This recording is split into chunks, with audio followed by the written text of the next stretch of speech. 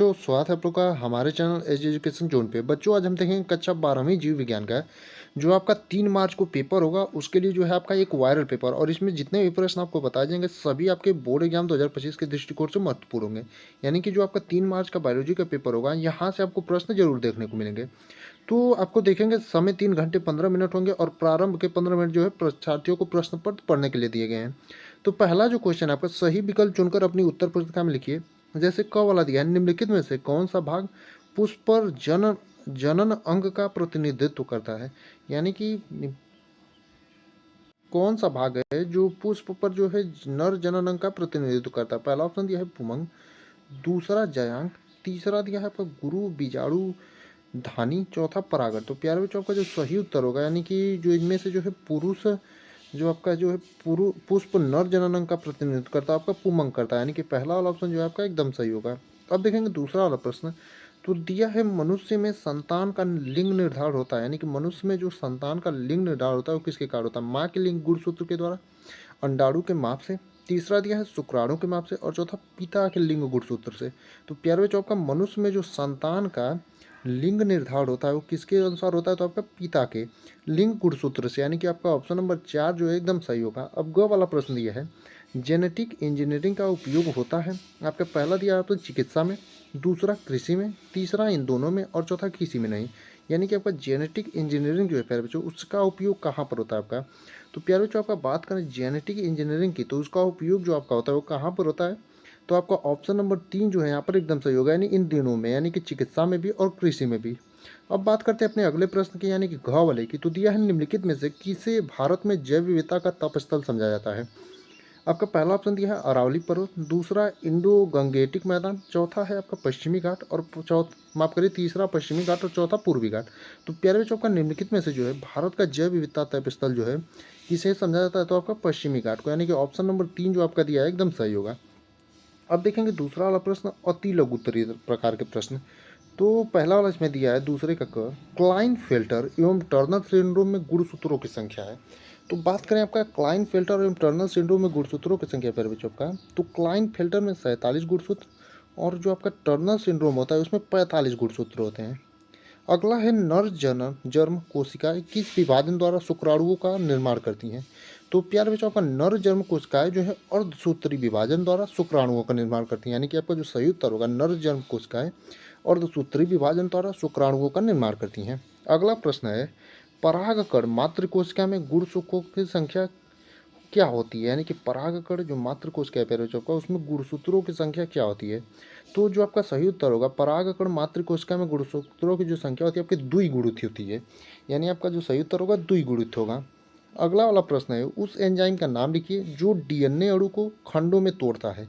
यानी कि आपको जो है उस एंजाइम का नाम लिखना है प्यारे बच्चों, जो आपका डीएनए अणु जो होते हैं उनको अणु खंडों में तोड़ता है। और प्यारे बच्चों, इसका आंसर बताने से पहले आपको बता दें, इस क्लास में जितने भी प्रश्न आपको बताए जाएंगे आपका 3 मार्च का जो पेपर होगा उसके लिए महत्वपूर्ण है। तो आप लोग जो है सभी प्रश्नों को एकदम ध्यानपूर्वक तैयार करिएगा। तो उस एंजाइम का आपको नाम लिखना है जो डीएनए अणु को खंडों में तोड़ देता है। तो आपका क्या उत्तर होगा इसका, एंडोन्यूक्लिएसेज, और एक आपका हो जाएगा एक्सोन्यूक्लिएजेज। यानी कि एंडोन्यूक्लिएजेज और एक्सोन्यूक्लिएजेज जो है आपका वही 2 एंजाइम है जो डीएनए अणु को जो है खंडों में तोड़ देते हैं। अगला प्रश्न है, समष्टि में प्रकलित पिरामिड किस प्रकार के होते हैं। यानी कि जो आपका समष्टि में प्रकलित परिकलित पिरामिड होते हैं वो किस प्रकार के पिरामिड होते हैं। तो आपका जो सही उत्तर होगा, समष्टि में प्रकलित जो पिरामिड होते हैं आपके किस प्रकार के होते हैं, आयु का पिरामिड। यानी आपका जो सही उत्तर होगा आयु का पिरामिड होगा। अब देखते हैं अपने अगले प्रश्न को, यानी लघु उत्तरीय प्रश्न 1, यानी कि तीसरा वाला।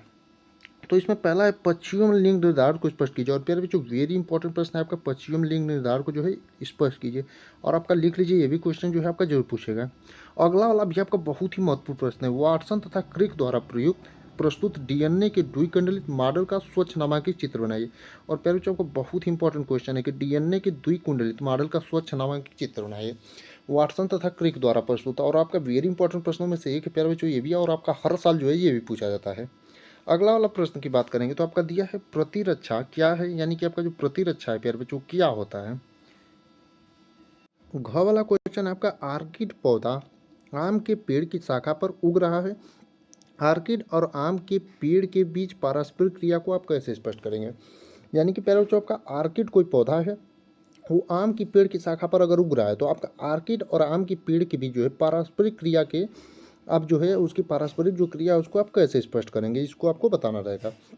अब अगला क्वेश्चन आपका बहुत ही महत्वपूर्ण प्रश्नों में से आपका एक ये भी है आपका, देखेंगे इसको तो दिया है एक स्थलीय परितंत्र में अपघटन चक्र का आरेखीय निरूपण कीजिए। और वेरी इंपॉर्टेंट प्रश्न है प्यारे बच्चों। वैसे तो इस क्लास में जितने भी प्रश्न आपको बताए जा रहे हैं सभी ऑथेंटिक प्रश्न हैं, यानी कि क्वेश्चन सभी बढ़िया बढ़िया हैं और बोर्ड एग्जाम में आपके पूछे जाते हैं। तो एक स्थलीय परितंत्र में अपघटन चक्र का आरेखीय चित्र जो है निरूपण कीजिए, ये भी आपका इंपॉर्टेंट क्वेश्चन है। अब देखेंगे अगला वाला, यानी लघुत्तरी प्रश्न जो आपका दो प्रकार का होता है।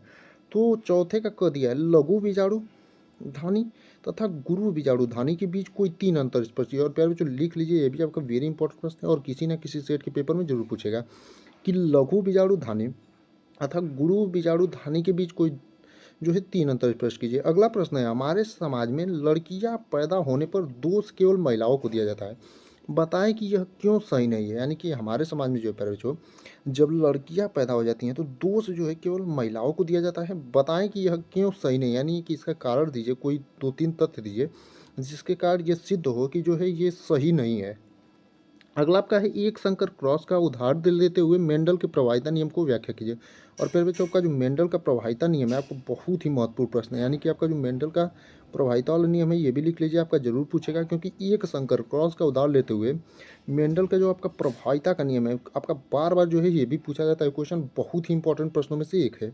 अब देखेंगे अगला वाला जो क्वेश्चन है आपका, डीएनए कुंडलित की कौन सी विशेषता ने वाटसन एवं क्रिक की डीएनए प्रकृति के सेमी कंजर्वेटिव रूप को कल्पित करने में सहयोग किया, इसकी व्याख्या कीजिए। और वेरी इंपॉर्टेंट प्रश्न आपका ये भी है प्यारे बच्चों कि डीएनए कुंडली की कौन सी विशेषता ने वाटसन व क्रिक की डीएनए प्रकृति के सेमी कंजर्वेटिव कल्पित करने में सहयोग किया, इसकी व्याख्या कीजिए। और बहुत ही महत्वपूर्ण प्रश्नों में से आपका एक है।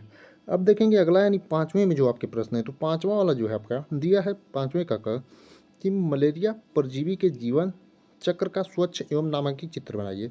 यानी कि आपका बहुत ही इंपॉर्टेंट फिगर वाला ये भी क्वेश्चन है प्यारे बच्चों कि मलेरिया जो आपका परजीवी होते हैं उसके जीवन चक्र का जो है आपको स्वच्छ एवं नामांकित जो है चित्र, यानी जिस पर नाम अंकित होता है उसको नामांकित चित्र बोलते हैं, तो उसको आपको बनाने के लिए बोल रहा है।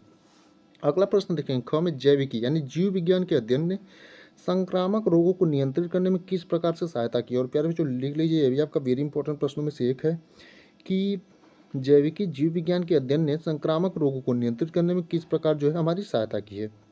अब अगला वाला प्रश्न देखेंगे ग वाला कि जैव उर्वरक किस प्रकार से मृदा की उर्वरता को बढ़ाते हैं। यानी कि जो आपके जैव उर्वरक होते हैं प्यारे बच्चों वो किस प्रकार से आपके जो है मृदा की उर्वरता को बढ़ाते हैं, इसको आपको बताना रहेगा। यानी कि जैव उर्वरक जो हम डालते हैं मृदा में तो आपका जो है उसकी उर्वरक क्षमता को जो है उसकी प्रकार से बढ़ाते हैं, उसके बारे में आपको जो है बताना रहेगा।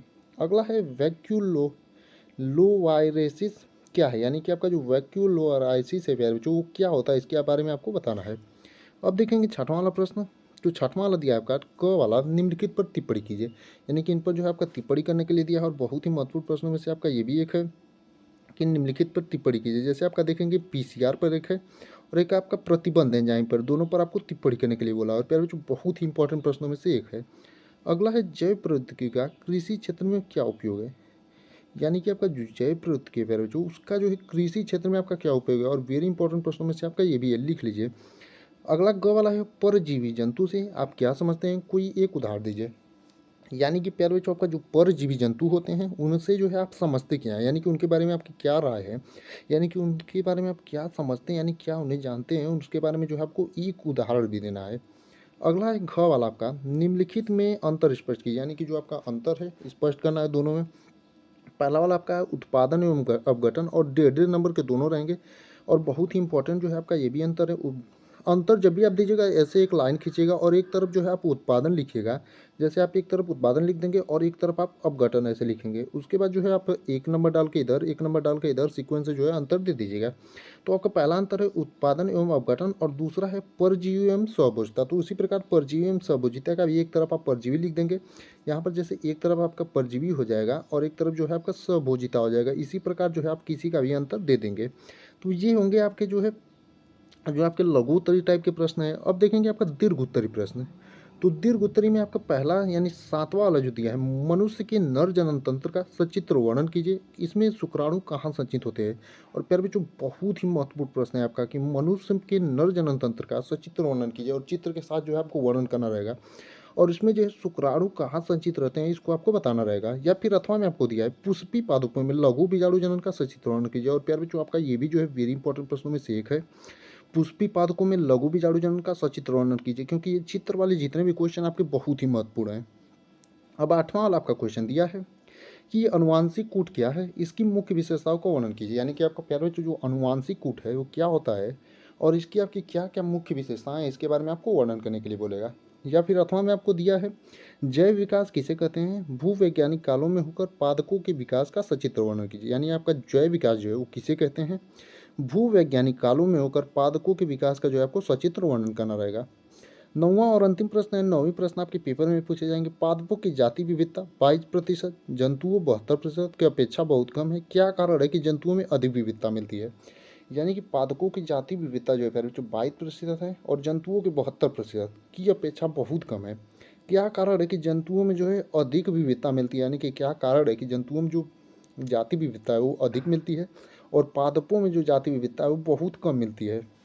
या फिर अथवा में आपका प्रश्न दिया, किसी भौगोलिक क्षेत्र में जाति क्षति के मुख्य कारण क्या है। यानी कि किसी भौगोलिक क्षेत्र में जो है प्यारे बच्चों आपका जाति क्षति के मुख्य कारण क्या है, इसको आपको बताना रहेगा। तो प्यारे बच्चों, आज के इस क्लास में जितने भी आपको बायोलॉजी के इस पेपर के क्वेश्चन बताए गए हैं, सभी प्रश्नों को आप लोग एकदम बढ़िया से तैयार करिएगा। और 3 मार्च का जो आपका पेपर होगा वहाँ पर ये सभी क्वेश्चन जो है देखने को आपको जरूर मिलेंगे, क्योंकि आपको जो है ऐसे और पेपर सॉल्व कराए जाएंगे रोज़। तो आप लोग जो है इसको ध्यानपूर्वक देखिए और आगे जो है आपको ऐसे ही पेपर रोज सॉल्व कराए जाएंगे और आप लोग जो है अपनी बोर्ड एग्जाम की तैयारी एकदम बढ़िया से करिए।